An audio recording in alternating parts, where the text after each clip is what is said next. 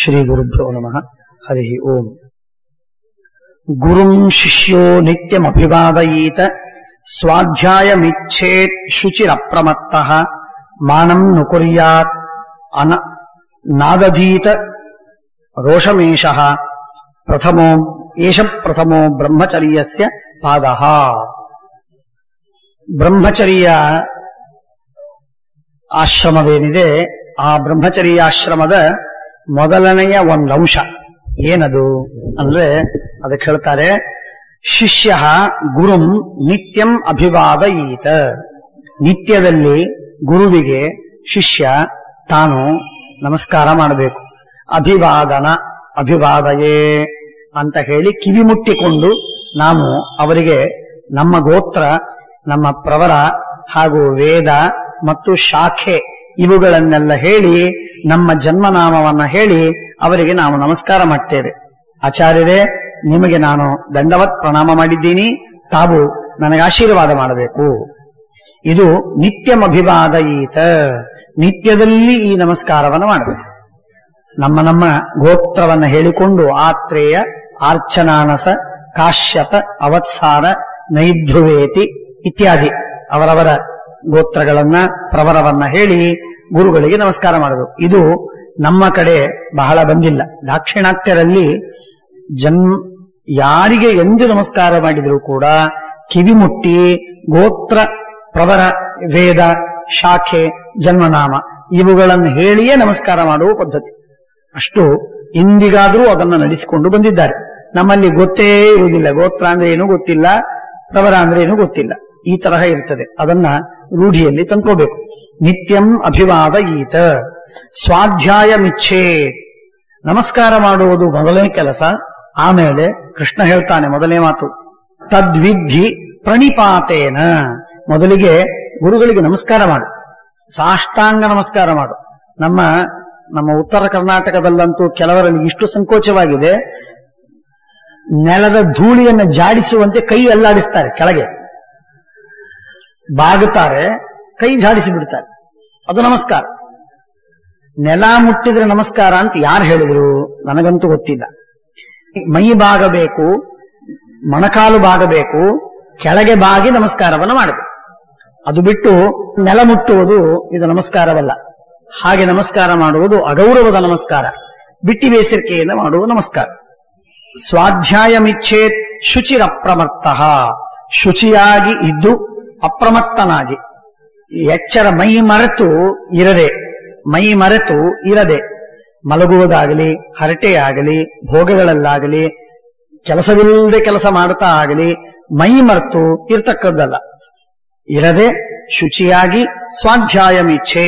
ಸ್ವಾಧ್ಯಾಯವನ್ನ, ವೇದಾಧ್ಯಯನವನ್ನ, ಗುರುಗಳು ಮಾಡುವ ಉಪದೇಶವನ್ನ ತಾನು ಸ್ವೀಕಾರ ಮಾಡುತ್ತಾ ಇರಬೇಕು. ಮಾನನ್ನ ಕುರಿಯ.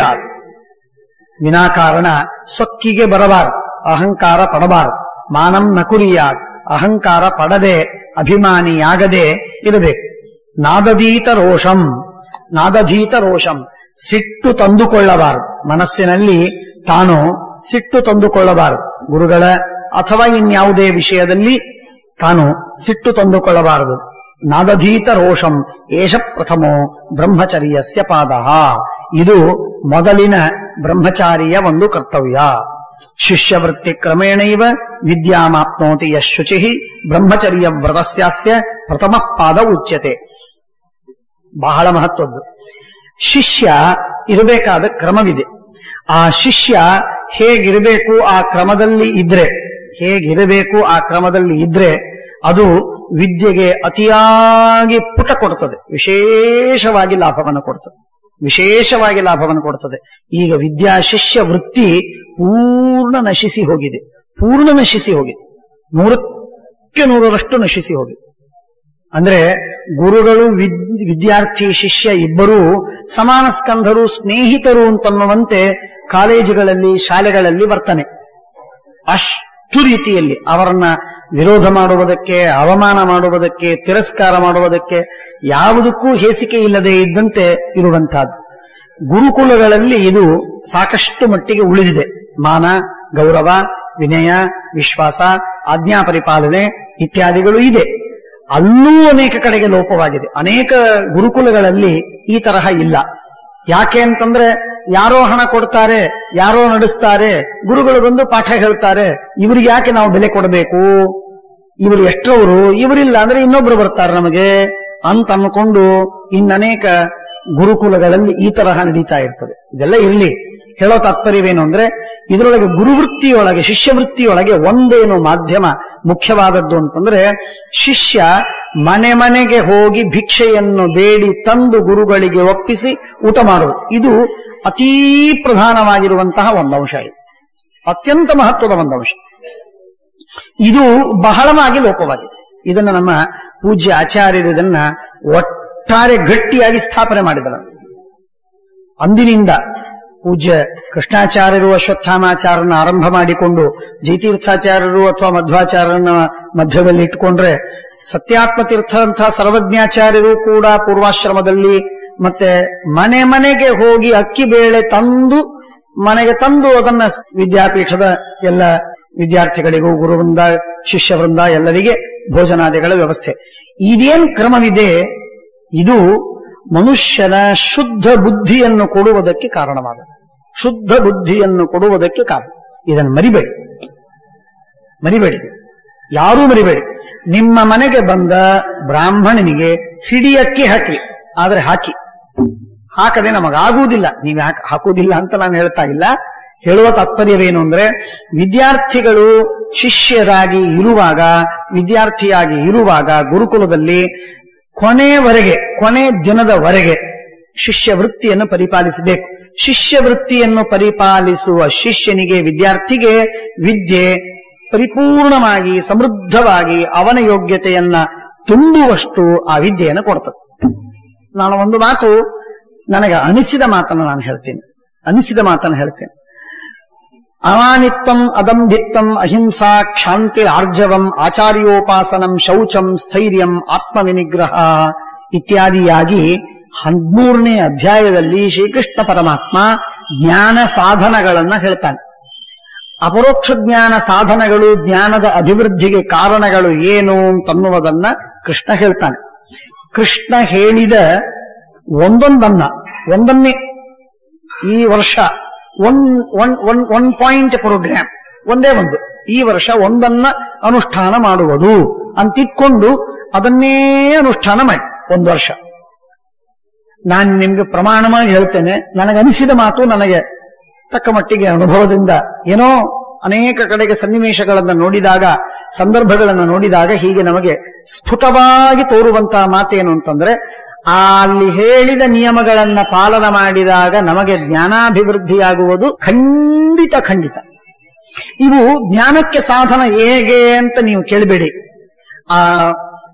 ಅದು 16,000 ಲಕ್ಷ ವರ್ಷಗಳಿಂದ ಅನುಭವಿಸಿದ ಮಾತನ್ನ ಋಷಿಗಳು, ಜ್ಞಾನಿಗಳು ಹೇಳಿದ್ದಾರೆ, ಭಗವಂತ ಹೇಳಿದ್ದಾನೆ, ಶಾಸ್ತ್ರ ನಮಗೆ ತಿಳಿಸಿದೆ. ಅದನ್ನು ಅನುಷ್ಠಾನ ಮಾಡಿ ನಾವು ಅನುಭವಿಸಿದಾಗ ಆಗುವ ಲಾಭ ಅತಿಶಯತೆ, ಅದ್ಭುತವಾದ ಲಾಭವಾಗತ್ತೆ. ಅದಕ್ಕೆ ಪ್ರಶ್ನೆ ಕೇಳಿದ್ರೆ ಉತ್ತರ ಇಲ್ಲ, ನಮ್ಮ ಹತ್ರ ಇಲ್ಲ, ನಿಮ್ಮ ಹತ್ರ ಇಲ್ಲ, ಯಾರ ಹತ್ರ ಇಲ್ಲ. ಆದರೆ ಜ್ಞಾನಿಗಳ ಹತ್ರ ಇರ್ತದೆ. ಅನುಷ್ಠಾನ ಮಾಡಿ ನೀವು ಅನುಭವಿಸಿದಾಗ ಅದು ಸೇವಾವೃತ್ತಿ ಅಂತಾಗಬೇಕು. ನಾನು ಮೊನ್ನೆ ಹೇಳ್ತಿದ್ದೆ, ಸೇವಾವೃತ್ತಿಯಾಗುವುದು ಬೇರೆ, ಸೇವಾ ರೂಪದಲ್ಲಿ ಆಗುವುದು ಬೇರೆ. ಅದೊಂದು ನಮ್ಮ ಕರ್ತವ್ಯ, ಪಾಳಿ, ರುಟೀನ್, ಅದು ನನ್ನ ಕೆಲಸ, ನನ್ನ ಸರದಿ ಬಂದದ್ದು ಅಂತ ಮಾಡುವುದು ಬೇರೆ. ಸೇವಾವೃತ್ತಿ ಅಂತಾಯಿತು ಅಂತಂದ್ರೆ, ಸೇವಾ ಭಾವ ಅಂತನ್ನೋದರಲ್ಲಿ ಸೇರಿತು ಅಂತಾದರೆ ಅದು ಅತ್ಯದ್ಭುತವಾದ ಪರಿಣಾಮವನ್ನು ಮಾಡಿ. ಇದರಲ್ಲಿ ವಿವಾದವಿಲ್ಲ. ವೈಯಕ್ತಿಕವಾಗಿ ಏಕಾಂತದಲ್ಲಿ ಇದರ ಬಗ್ಗೆ ಚರ್ಚೆಯನ್ನು ಮಾಡುವುದಾದ್ರೆ ನಾನು ಕೆಲವು ಮಾತುಗಳನ್ನ ಹೇಳಬೇಕು, ಬಹಿರಂಗವಾಗಿ ಹೇಳಲಿಕ್ಕಾಗುವುದಿಲ್ಲ. ತಾತ್ಪರ್ಯವೇನು ಅಂತಂದ್ರೆ, ಇಲ್ಲಿ ಹೇಳಿದ ಒಂದೊಂದು ಮಾತು ಶಿಷ್ಯವೃತ್ತಿ ಕ್ರಮೇಣವ. ಈ ಶಿಷ್ಯವೃತ್ತಿ ಅಂತ ಮಾತೇನಿದೆ ನೋಡಿ, ಇದನ್ನ ಶ್ರೀಮದಾಚಾರ್ಯರು ಹೇಳ್ತಾರೆ. ಜ್ಞಾನ ಪರಿಪೂರ್ಣವಾಗುವುದಿಲ್ಲ ಶಿಷ್ಯವೃತ್ತಿ ಪೂರ್ಣವಾಗದಿದ್ರೆ ಅಂತ ಹೇಳ್ತಾರೆ. ಶಿಷ್ಯವೃತ್ತಿ ಪೂರ್ಣವಾಗದೇ ಇದ್ರೆ ಜ್ಞಾನ ಪರಿಪೂರ್ಣವಾಗಿ ಬರುವುದಿಲ್ಲ. ಭಾಗವತ ತಾತ್ಪರ್ಯದ 11ನೇ ಸ್ಕಂಧದಲ್ಲಿ ಗುರುಗಳ ಕಥೆಯನ್ನೆಲ್ಲ ಹೇಳ್ತಾ ಇರುವಾಗ ಪರೀಕ್ಷೇತ ಗುರು ಶಿಷ್ಯಂ ಅಂತ ಹೇಳಿ ಮಾತು ಬಂದಾಗ ಅಲ್ಲಿ ಈ ಮಾತನ್ನು ಹೇಳ್ತಾರೆ ಶ್ರೀಮದಾಚಾರ್ಯರು. ಅವಧೂತ 24 ಗುರುಗಳನ್ನು ಮಾಡಿಕೊಂಡಿದ್ದೇನೆ ಅಂತ ಹೇಳ್ತಾರಲ್ಲ, ಆ ಸಂದರ್ಭದಲ್ಲಿ ಬರುವ ಮಾತು. ಹಾಗಾಗಿ ಶಿಷ್ಯನ ವೃತ್ತಿ ಏನಿದೆ ಆಚಾರ್ಯಾಯ ಪ್ರಿಯಂ ಧನಂ ಆಹೃತ್ಯ ಪ್ರಜಾತಂತು ಮಾ ವ್ಯವತ್ಸೇತ್ಸೀಹಿ. ಮನೆಗೆ ಹೋಗಿ ಭಿಕ್ಷಾವೃತ್ತಿಯನ್ನ ಬೇಡಿ ತಂದು ಆ ವಟು ತಂದು ಹಾಕಿದ ಅನ್ನ ಊಟ ಮಾಡಿ ಯಾವಾಗ ಜ್ಞಾನವನ್ನು ಪಡಿತಾನೋ ಆಗ ಆ ಜ್ಞಾನ ಪರಿಶುದ್ಧವಾದ ಜ್ಞಾನ ಬರ್ತದೆ. ಇದನ್ನ ಕೊನೆವರೆಗೆ ತಪ್ಪಿಸ್ತಕ್ಕದ್ದಲ್ಲ. ದೊಡ್ಡವರಾದ ಮೇಲೆ ಸಂಕೋಚವಾಗ್ತದೆ, ಹೇಗೆ ಹೋಗಬೇಕು ಅಂತ. ಸಂಕೋಚ ಇಲ್ಲ, ಇದು ಶಿಷ್ಯವೃತ್ತಿ, ಆದ್ದರಿಂದ ಕರ್ತವ್ಯ. ಬ್ರಹ್ಮಚರ್ಯ ವ್ರತಸ್ಯಾಸ್ಯ ಪ್ರಥಮ ಪಾದ ಉಚ್ಯತೆ. ಆಚಾರ್ಯಸ್ಯ ಪ್ರಿಯಂ ಕುರ್ಯಾತ್ ಪ್ರಾಣೈರಪಿ ಧನೈರಪಿ. ಆಚಾರ್ಯರಿಗೆ ಯಾವುದು ಪ್ರಿಯವೋ, ಗುರುಗಳಿಗೆ ಯಾವುದು ಬೇಕಾದದ್ದೋ ಅದನ್ನ ಎಷ್ಟು ಕಷ್ಟವಾದರೂ ಕೂಡ ಅದನ್ನು ಸಾಧಿಸಬೇಕು. ಕರ್ಮಣ ಮನಸ ವಾಚ ದ್ವಿತೀಯ ಪಾದ ಉಚ್ಯತೆ. ಇದು ಎರಡನೆಯ ಹಂತ, ಎರಡನೆಯ ಅಂಶ. ಸಮಾಗುರೌ ಯಥಾವೃತ್ತಿ ಗುರುಪತ್ನ್ಯಾಂ ತಥಾಚರೇತ್ ತತ್ಪುತ್ರೇ ಚ ತಥಾ ಕುರುವನ್ ದ್ವಿತೀಯ ಪಾದ ಉಚ್ಯತೆ. ಇದು ಎರಡನೇ ಪಾದ. ಗುರುಗಳಲ್ಲಿ, ಗುರುಪತ್ನಿಯಲ್ಲಿ, ಗುರುಪುತ್ರನಲ್ಲಿ ಅದೇ ರೀತಿಯಿಂದ ಪ್ರೀತಿ ಭಕ್ತಿ ಸ್ನೇಹಗಳಿಂದ ಇರಬೇಕು. ಆಚಾರ್ಯೇಣ ಆತ್ಮಕೃತಂ ವಿಜಾನನ್ ಜ್ಞಾತ್ವಾಚಾರ್ಥಂ ಭಾವಿತೋಸ್ಮಿತ್ಯನೇನ ಯನ್ಮನ್ಯತೆ ತಂ ಪ್ರತಿ ಹೃಷ್ಟಬುದ್ಧಿ ಸವೈ ತೃತೀಯೋ ಬ್ರಹ್ಮಚರ್ಯಸ್ಯ ಪಾದಃ. ಆಚಾರ್ಯರು ಮಾಡಿದ ಅನುಗ್ರಹದಿಂದ, ಆಚಾರ್ಯರು ನನಗೆ ಅನುಗ್ರಹವನ್ನ ಮಾಡಿದರು ಎಂಬ ಅಂಶವನ್ನ ತಿಳಿದು ತಾನು ಆನಂದಪಟ್ಟು ಹರ್ಷದಿಂದಿರಬೇಕೇ ಹೊರತು ಅನುಗ್ರಹವನ್ನ ಮಾಡಲಿಲ್ಲ ಅಂತ ಬೇಸರಿಸಿಕೊಂಡು ಅವರ ಬಗ್ಗೆ ತಿರಸ್ಕಾರವನ್ನು ವಹಿಸಬಾರದು. ಇದು ಮೂರನೆಯ ಭಾಗ. ನಾಚಾರ್ಯಸ್ಯ ಅನಪಾಕೃತ್ಯ ಪ್ರವಾಸಂ ಪ್ರಾದ್ಯ ಕುರುವೀತ ನೈತದಹಂ ಕರೋಮಿ ಇತೀವ ಮನ್ಯೇತ ನ ಭಾಷಯೇತ ಸವೈ ಚತುರ್ಥೋ ಬ್ರಹ್ಮಚರ್ಯಸ್ಯ ಪಾದಃ. ಕಾಲೇನ ಪಾದಂ ಲಭತೆ ತಥಾರ್ಥಂ ತತಶ್ಚ ಪಾದಂ ಗುರುಯೋಗತಶ್ಚ ಉತ್ಸಾಹಯೋಗೇನ ಚ ಪಾದಮೃಚ್ಛೇತ್ ಶಾಸ್ತ್ರೇಣ ಪಾದಂಚ ತಥೋಭಿಯಾತಿ. ವಿದ್ಯೆ ಇದು ನಾನಾಮುಖವಾಗಿ ಬರುವಂಥ ವಿದ್ಯೆ. ಇದು ಕೇವಲ ಓದುವುದರಿಂದ ಬರುವಂಥದ್ದಲ್ಲ. ಓದುವುದರಿಂದ, ಗುರುಗಳ ಉಪದೇಶದಿಂದ ಬರುವುದು ಒಂದು ಭಾಗವಾದರೆ ಇನ್ನನೇಕ ಭಾಗಗಳಿವೆ. ಆ ಅನೇಕ ಭಾಗಗಳನ್ನ ಪೂರೈಸುವುದಕ್ಕಾಗಿ ಆ ಅನೇಕ ಕಾರ್ಯಗಳನ್ನು ತಾನು ಮಾಡಬೇಕಾದದ್ದು ಅವಶ್ಯವಾಗಿದೆ. ಏನು? ಕಾಲೇನ ಪಾದಂ ಲಭತೆ ತಥಾರ್ಥಂ. ವಿದ್ಯೆ ಇದು ಪಕ್ವವಾಗಬೇಕಾದ್ರೆ ಕಾಲ ಹೋಗಬೇಕು. ಇದು ಅನಿವಾರ್ಯ. ಇದು ಯಾರಿಗೂ ಅನಿವಾರ್ಯ. ಮಹಾತ್ಮರು, ಮೊನ್ನೆ ನಾನು ಹೇಳಿದೆ, ರಘುತ್ತಮರೋ ಟೀಕಾಕೃತ್ತಾದರೋ ಮಹಾನುಭಾವರೋ ಅವರನ್ನು ಬಿಟ್ಟು ಬಿಡಿ, ಅವರನ್ನು ನಾವೀಗ ವಿಚಾರ ಮಾಡೋದು ಬೇಡ, ಅವು ಅಪವಾದಗಳು. ಆದರೆ ಹಾಗಿಲ್ಲದೆ ಇದ್ರೆ ಮನುಷ್ಯ ಎಷ್ಟೇ ಬುದ್ಧಿವಂತನಾಗಿರಬಹುದು, ಬುದ್ಧಿ ಬೇರೆ, ಆದರೆ ಅನುಭವ ಬೇರೆ. ಅದೇ ಬುದ್ಧಿವಂತ 10 ವರ್ಷಗಳ ಹಿಂದೆ ಏನು ಅನುಭವದಿಂದ ಪಕ್ವನಾಗಿರ್ತಾನೆ, ಆ ಪಕ್ವತೆಗಿಂತ 10 ವರ್ಷದ ನಂತರ ಹೆಚ್ಚಾಗತ್ತೆ. ಇದು ಅನಿವಾರ್ಯ. ಬುದ್ಧಿ ಎಷ್ಟೇ ಇರಬಹುದು, ಆದರೆ ಪಕ್ವತೆ ಬೇರೆ. ಬುದ್ಧಿ ಎಷ್ಟೇ ಇರಬಹುದು, ಒಂದು ವಾಕ್ಯವನ್ನು ನೋಡಿದಾಗ ಇವತ್ತು ಆಗುವ ಅರ್ಥ ಇನ್ನು 10 ವರ್ಷಕ್ಕೆ ಬೆಳೀತದೆ, ಅದೇ ಅರ್ಥ ಉಳಿಯುವುದಿಲ್ಲ. ಅವನಿಗೆ ಅದರ ಅರ್ಥದ ವಿಸ್ತಾರ, ಅದರ ಬಣ್ಣ, ಅದರ ಆಳ, ಅದರ ಅನುಭವ, ಅದಕ್ಕೆ ದೃಷ್ಟಾಂತ, ಅದಕ್ಕೆ ನಾನಾ ವಿಧವಾದಂತಹ ಸಮರ್ಥನೆ, ನಾನಾ ವಿಧವಾದಂತಹ ಅನುಭವದ ಹಿನ್ನೆಲೆ, ಪರಿಪಾಕ ಪರಿಪೂರ್ಣವಾಗಿರ್ತದೆ. ಹಾಗಾಗಿ ಕಾಲೇನ ಪಾದಂ ಲಭತೆ ತಥಾರ್ಥಂ ತತಶ್ಚ ಪಾದಂ ಗುರುಯೋಗತಶ್ಚ. ತಾನು ಗುರುವಾಗಿ ಪಾಠವನ್ನು ಹೇಳುವುದರಿಂದಲೂ ಕೂಡ ತಾನು ವಿದ್ಯೆಯನ್ನ ಕಲಿತಾನೆ ಒಂದರ್ಥ. ಅಥವಾ ಗುರುಯೋಗತಶ್ಚ, ಗುರುಗಳ ಯೋಗ ಅಂದ್ರೆ ಅನುಗ್ರಹಪೂರ್ವಕವಾದಂತಹ ರಕ್ಷೆ ಎಂಬ ಉಪಾಯ, ಅದರಿಂದ ಗಳಿಸ್ತಾನೆ. ಉತ್ಸಾಹ ಯೋಗೇನ ಚ ಪಾದಮೃಚ್ಛೇತ್. ಉತ್ಸಾಹ ಯೋಗ ತನ್ನ ಪ್ರಯತ್ನ, ಉತ್ಸಾಹ ಅಂದ್ರೆ ಪ್ರಯತ್ನ. ತತ್ವಪ್ರದೀಪಿಕೆಯಲ್ಲಿ ಬರೀತಾರೆ, ಉತ್ಸಾಹ ಅಂತಂದ್ರೆ ಪ್ರಯತ್ನ, ಮಹಾಪ್ರಯತ್ನ. ಹೆಚ್ಚೆಚ್ಚು ಪ್ರಯತ್ನವನ್ನು ಮಾಡಿ, ಆ ಉತ್ಸಾಹ ಮಹಾಪ್ರಯತ್ನ ಅಂತನ್ನುವುದೇ ಶ್ರೇಷ್ಠವಾಗಿರತಕ್ಕಂತಹ ಉಪಾಯ. ಆ ಉಪಾಯವನ್ನ ಮಾಡಿ ಮನುಷ್ಯ ಜ್ಞಾನವನ್ನು ಗಳಿಸಲಿಕ್ಕೆ ಸಾಧ್ಯ. ಪ್ರಯತ್ನ ಎಷ್ಟೋ ಅದಕ್ಕೆ ತಕ್ಕಂತೆ ಅವನಿಗೆ ಜ್ಞಾನ ಬರ್ತಕ್ಕದ್ದಿದೆ. ಪ್ರಯತ್ನವನ್ನು ಕಡಿಮೆ ಮಾಡಿದರೆ ಜ್ಞಾನ ಕಡಿಮೆ, ಪ್ರಯತ್ನ ಹೆಚ್ಚಾದರೆ ಜ್ಞಾನ ಅಧಿಕ. ಬುದ್ಧಿ ಎಷ್ಟಿದೆ ಲೆಕ್ಕ ಇಲ್ಲ. ಬುದ್ಧಿ ಏನಿದೆ ಇದೆ, ಆದರೆ ಜ್ಞಾನ ಏನಿದೆ ಆ ಜ್ಞಾನ ಬರುವುದು ಅವನ ಪ್ರಯತ್ನಕ್ಕೆ ಅನುಗುಣವಾಗಿ ಬರ್ತದೆ. ಇಷ್ಟೇ. ಬಹಳ ಬುದ್ಧಿವಂತನಾದವನು ಸ್ವಲ್ಪ ಪ್ರಯತ್ನ ಮಾಡಿ ಸ್ವಲ್ಪ ಹೆಚ್ಚಿಗೆ ಜ್ಞಾನವನ್ನು ಪಡಿಬಹುದು. ದಡ್ಡನಾದವನು ಹೆಚ್ಚು ಪ್ರಯತ್ನ ಮಾಡಿ ಅಷ್ಟು ಜ್ಞಾನವನ್ನು ಪಡಿಬಹುದು. ಅಂತೂ ಪ್ರಯತ್ನವಿಲ್ಲದೆ ಜ್ಞಾನ ಯಾರಿಗೂ ಲಭಿಸುವುದಿಲ್ಲ. ಬುದ್ಧಿಗೆ ಸಬ್ಸ್ಟಿಟ್ಯೂಟ್ ಪ್ರಯತ್ನ, ಆದರೆ ಪ್ರಯತ್ನಕ್ಕೆ ಸಬ್ಸ್ಟಿಟ್ಯೂಟ್ ಬುದ್ಧಿ ಅಲ್ಲ. ಪ್ರಯತ್ನಕ್ಕೆ ಮತ್ತೊಂದು ಸಬ್ಸ್ಟಿಟ್ಯೂಟೇ ಇಲ್ಲ, ಯಾವುದೂ ಪರ್ಯಾಯವಿಲ್ಲ. ಬುದ್ಧಿ ಇಲ್ಲ, ಇಲ್ಲೇ ಇದ್ರೆ ಏನಾಯ್ತು? ಬುದ್ಧಿ ಇಲ್ಲದೆ ಇದ್ರೆ ಚಿಂತೆ ಇಲ್ಲ, ಬುದ್ಧಿ ಇಲ್ಲದೆ ಇದ್ರೆ ಪ್ರಯತ್ನದಿಂದ ಅದನ್ನು ತುಂಬಬಹುದು. ಬುದ್ಧಿ ಇಲ್ಲ, ಅದನ್ನ ಪ್ರಯತ್ನದಿಂದ ತುಂಬಬಹುದು. ಆದರೆ ಪ್ರಯತ್ನವಿಲ್ಲ, ಅದನ್ನು ಯಾವುದರೊಂದು ತುಂಬಲಿಕ್ಕಾಗುವುದಿಲ್ಲ. ಬುದ್ಧಿ ಇದ್ರೆ ಪ್ರತಿಭೆ ಬಂದೀತು, ಬುದ್ಧಿ ಇದ್ರೆ ಸೂಕ್ಷ್ಮ ಗ್ರಹಣ ಶಕ್ತಿ ಬಂದೀತು. ಆದರೆ ವಿದ್ಯೆ ಬರುವುದಿಲ್ಲ. ವಿದ್ಯೆ ಬೇರೆ, ಬುದ್ಧಿ ಬೇರೆ. ನಾನಾ ಶಾಸ್ತ್ರಗಳ ಜ್ಞಾನ ಇದು ವಿದ್ಯೆ. ತಿಳಿದುಕೊಳ್ಳುವ ಯೋಗ್ಯತೆ ಬುದ್ಧಿ. ತಿಳಿದುಕೊಳ್ಳುವ ಯೋಗ್ಯತೆ ಬೇಕಾದಷ್ಟಿರಬಹುದು, ಆದರೆ ವಿದ್ಯೆ ಬರಬೇಕು ಅಂತ ಅಗತ್ಯ ಇಲ್ಲ. ವಿದ್ಯೆಗೆ ಪ್ರಯತ್ನವೇ ಬೇಕು, ಮತ್ತೊಂದು ಮಾರ್ಗವೇ ಇಲ್ಲ ಅದಕ್ಕೆ. ಆದ್ದರಿಂದ ಉತ್ಸಾಹಯೋಗೇನ ಚ ಪಾದಮೃಚ್ಛೇತ್ ಶಾಸ್ತ್ರೇಣ ಪಾದಂಚ ತಥೋಭಿಯಾತಿ. ಶಾಸ್ತ್ರೇಣ ಪಾದಂಚ ತಥೋಭಿಯಾತಿ.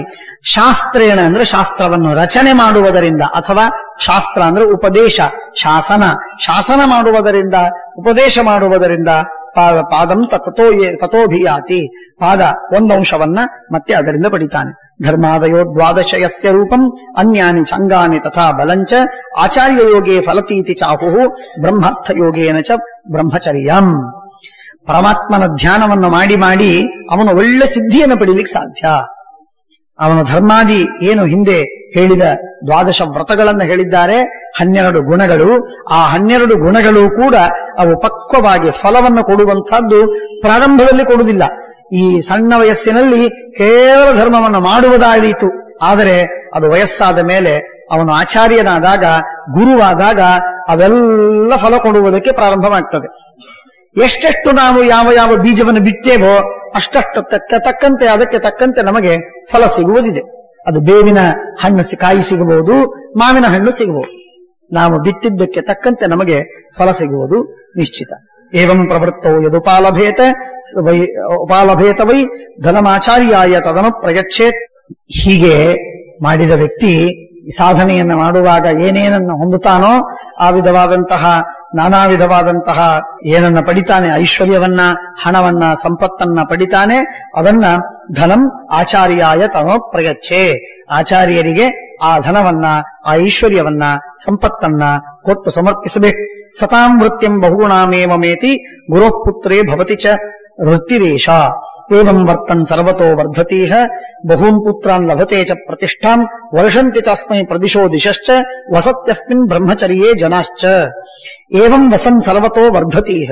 ಹೀಗೆ ತಾನು ಗುರುವೃತ್ತಿಯನ್ನು ಅರ್ಥಾತ್ ತಾನು ಶಿಷ್ಯವೃತ್ತಿಯನ್ನ ಚೆನ್ನಾಗಿ ನಡೆಸಿಕೊಂಡು ಇದ್ದ ವ್ಯಕ್ತಿ ಯಾರೋ ಅವನಿಗೆ ಸತ್ಸಂತಾನವಾಗತ್ತೆ. ಒಳ್ಳೆ ಮಕ್ಕಳು, ಒಳ್ಳೆ ಪ್ರತಿಷ್ಠೆ, ಬೇಕಾದಷ್ಟು ದಿಕ್ಕಿನಲ್ಲಿ ಹೋಗಲಿ, ಯಾವ ಕಾಡಿನಲ್ಲಿ ಹೋಗಲಿ ಅವನಿಗೆ ಸಂಪತ್ತು, ಐಶ್ವರ್ಯ, ಕೀರ್ತಿ, ಎಲ್ಲ ಕಾರ್ಯಸಿದ್ಧಿ ಅದೆಲ್ಲ ಆಗತ್ತೆ. ದಿಶೋ ಪ್ರದಿಶೋ ದಿಶಶ್ಚ. ವಿದಿಕ್ಕುಗಳಲ್ಲಿ ಅವನಿಗೆ ವರ್ಷಂತಿ ಇಷ್ಟಾರ್ಥಗಳೆಲ್ಲ ವೃಷ್ಟಿಯಾಗತ್ತೆ. ವಸತ್ಯಸ್ಮಿನ್ ಬ್ರಹ್ಮಚರ್ಯೇ ಜನಾಶ್ಚ. ಇವನಲ್ಲಿ ಶಿಷ್ಯರಾಗಿ ಜನ ಬರ್ತಾರೆ. ಶಿಷ್ಯರಾಗಿ ಉಳಿದು ಅವನ ಸೇವೆಯನ್ನು ಮಾಡಿ ವಿದ್ಯೆಯನ್ನು ಗಳಿಸ್ತಾರೆ. ಇವನು ಗುರುವಾಗ್ತಾನೆ. ಗುರುವಾಗುವ ಯೋಗ್ಯತೆ ಅವನಿಗೆ ಬರ್ತದೆ. ಏತೇನ ಬ್ರಹ್ಮಚರ್ಯೇಣ ದೇವಾದೇವಾಪ್ತಮಾಪ್ನವನ್ ಋಷಯಶ್ಚ ಮಹಾಭಾಗಾಃ ಬ್ರಹ್ಮಲೋಕಂ ಮನೀಷಿಣಃ. ಏತೇನ ಬ್ರಹ್ಮಚರ್ಯೇಣ ದೇವಾದೇವತ್ವಮಾಪ್ನವನ್. ಈ ವಿಧವಾದಂತಹ ಏನು ಸೇವಾವೃತ್ತಿ ಇದೆ, ಶಿಷ್ಯವೃತ್ತಿ ಇದೆ, ಆ ಶಿಷ್ಯವೃತ್ತಿಯಿಂದ ದೇವತೆಗಳು ದೇವತ್ವವನ್ನು ಪಡೆದರು. ಋಷಿಗಳು ದೇವತ್ವವನ್ನು ಪಡೆದಿದ್ದ ಋಷಿಗಳು ತಮ್ಮ ಮಹಾ ಸಾಮರ್ಥ್ಯವನ್ನು ಪಡೆದಿದ್ದಾರೆ. ಗಂಧರ್ವಾಣಾಂ ಅನೇನೈವ ರೂಪಂ ಅಪ್ಸರಸಾಮಭೂತ್.